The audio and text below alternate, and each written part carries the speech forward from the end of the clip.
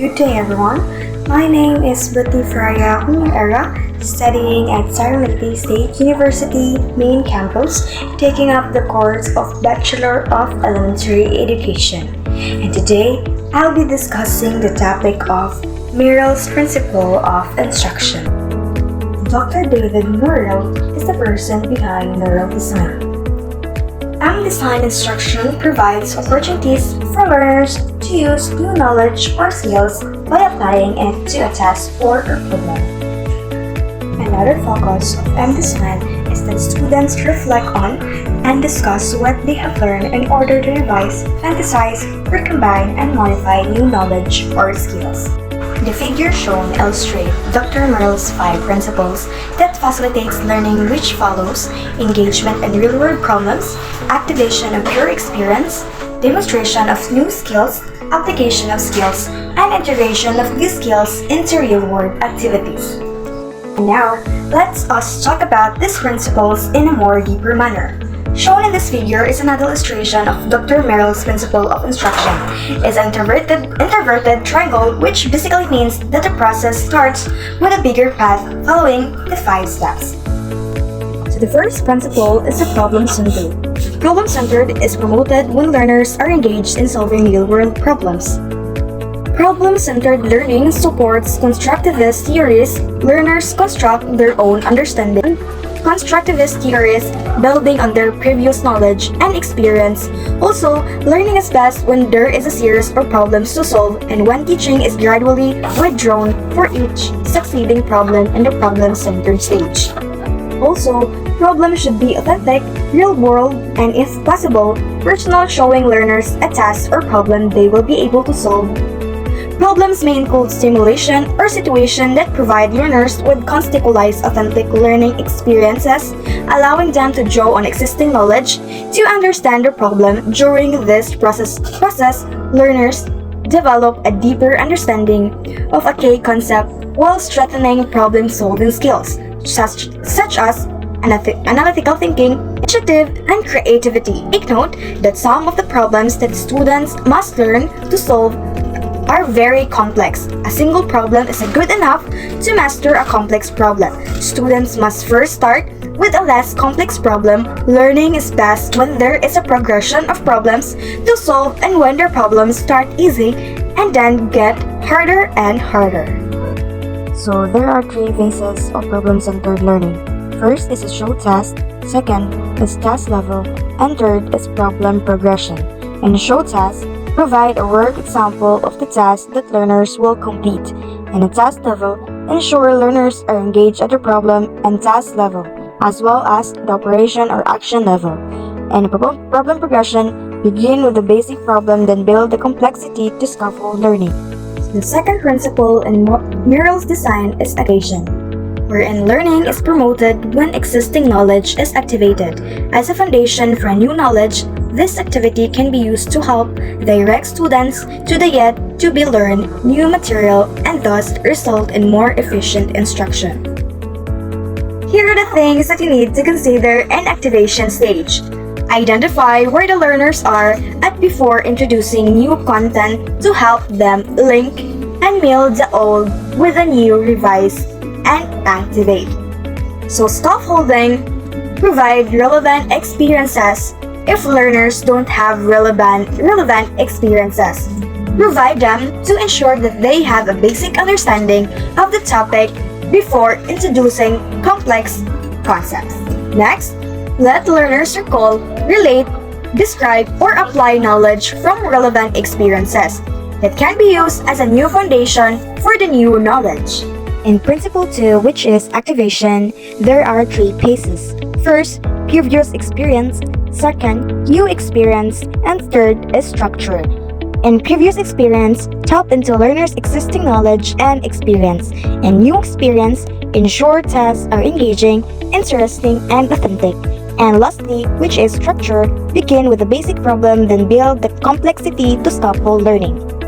So the third principle of instruction in the Merill's design is demonstration. Learning is promoted when new knowledge is demonstrated to the learner. Demonstration allows learners to identify areas of improvement For instance, skills they may need to develop to improve task proficiency. So here are the things that we need to consider to be successful in the demonstration principle. First, facilitated learning when learners are provided with appropriate guidance, including directed relevant information, multiple representation, and comprehension of demonstration learning is very successful. Use media that supports effective learning. Some forms of media may compete for learners' attention. So, be careful in choosing your background and your audio that is relevant to the summary of the graphics. So in Principle 3, which is demonstration, we have 3 phases. First is consistency, second is guidance, third is relevant media. In consistency, provide content with demonstrations and examples that reflect the learning outcome. In guidance, provide multiple representation of ideas, concepts, and perspectives. And relevant media, ensure media supports effective learning. Fourth principle of instruction in the Merill's design is the application or let me. Learning is promoted when new knowledge is applied by the learner. In this phase, the learner is the center or the focus of the learning environment. So consider these things in the application principle. Application of knowledge to real-world context is a vital part of effective learning. And lastly, provide multiple opportunities to apply learning to a range of situations to consolidate learning. In Principle 4, which is application, we have 3 phases. First is practice consistency, second is diminishing coaching, and third is varied problems. In practice consistency, align practice activities with learning outcomes. In diminishing coaching, gradually withdraw coaching to build learning independence. In varied problems, provide opportunities for learners to apply their learning to different contexts. The fifth principle in Merill's instructional design is integration. Learning is promoted when new knowledge is integrated into learners' world. Now, take note on recognizing the student's progress. Learners are motivated when they recognize their own progress. This can occur when demonstrating or sharing their knowledge and skills to others, reflecting and understanding their own lives. Students must be encouraged and motivated to practice the lessons they have learned. In Principle 5, which is integration, we have 3 phases. First is Watch Me, second is reflection, and lastly is creation. In Watch Me, provide opportunities for learners to demonstrate and share their learnings. In reflection, include reflection activities to recognize progress, and creation, encourage learners to transfer their learning to their own lives. So Merill's principle of instruction, as a summary, Merill's principle of instruction have 5 steps.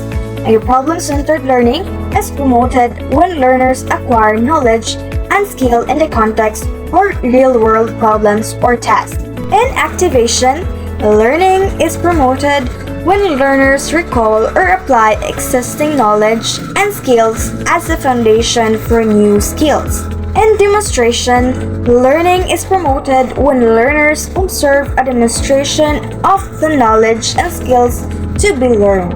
In application, learning is promoted when learners use their newly acquired knowledge and skills to solve new problems or carry out tasks. And lastly but not the least, in integration, learning is promoted when learners reflect on, discuss, and define their newly acquired skill or integrated the skill into a new real-world activity. And that's all for my discussion. And that will be all for my discussion. Once again, I am Britney Freya from New Era, and thank you for listening.